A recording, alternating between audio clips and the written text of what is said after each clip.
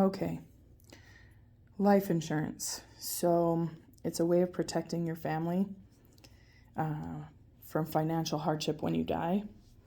The beneficiary is the person who receives it. There can also be multiple people on there. Term life insurance is for a fixed amount of time, like 1, 5, 10, 20 years. Once that amount of time elapses or passes,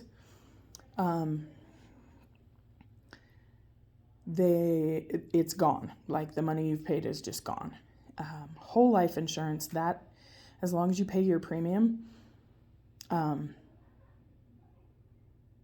they will pay out because you'll keep it your entire life. And then when you pass away, then they will pay. But term, it's possible for that amount of time to pass and then they don't need to pay for it. And then cash value is the value of the insurance if you cancel it. So if you decide that you don't want the insurance anymore, you can cancel it, and there's a certain value to it. It's very, very small, but there still is.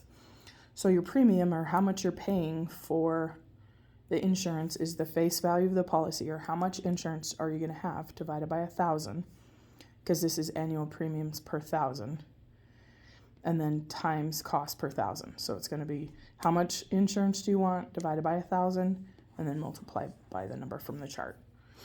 10-year term, and it's really hard to see on this, but if you'll look in your book, 10-year term and whole life, there's a massive difference in the costs.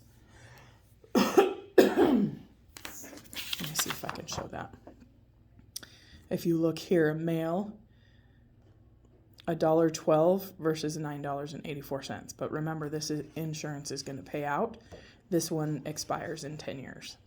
So, and as you look down, it gets more expensive as you age because you'd be closer to death. Sorry. So Shelly is 25 years old.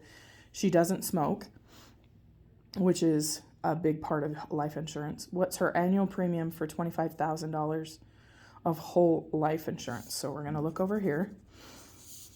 But first we're going to do 25,000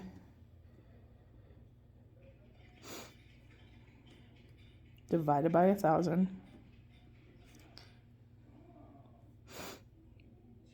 So then we've got 250, let's see, 25, and then we'll multiply it by, so she's a female at 25, so $10.56 per unit.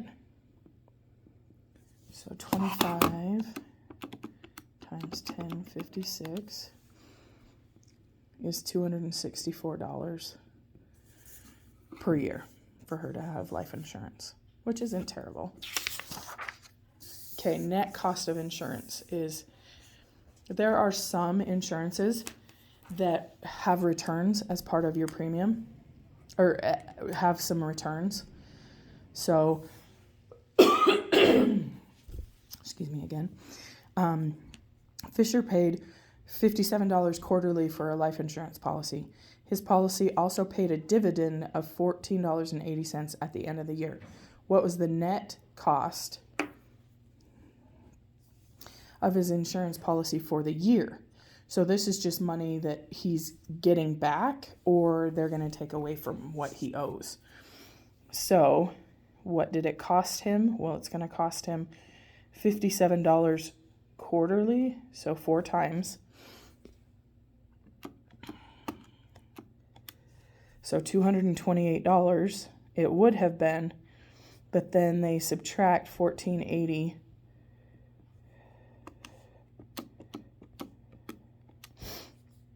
$213.20 is the net cost.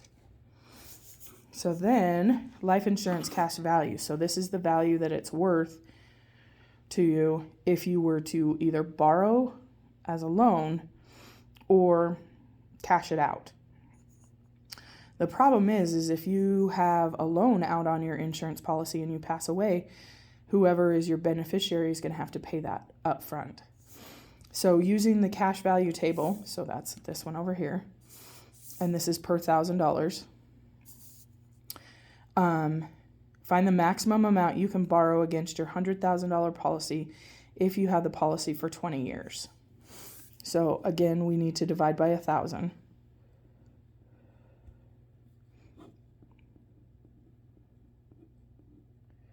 So we have 100 units.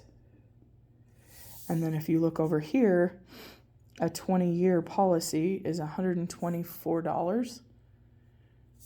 So times $124. So you could borrow $12,400. That's not to say that you need to, but you can. Okay, so then using the cash value table, how much would you receive if you canceled a 15-year policy with a face value of $150,000? So you're just going to take your $150,000 divided by 1,000, because we need to find out the units again. So 150 times, and we'll go over here to the 15. So each unit is worth $80. So 150 times $80 is $12,000. Hopefully this makes sense, and if you have any questions, email me or whatever. The assignment's page 276, 7 to 29, and 43 to 45 all.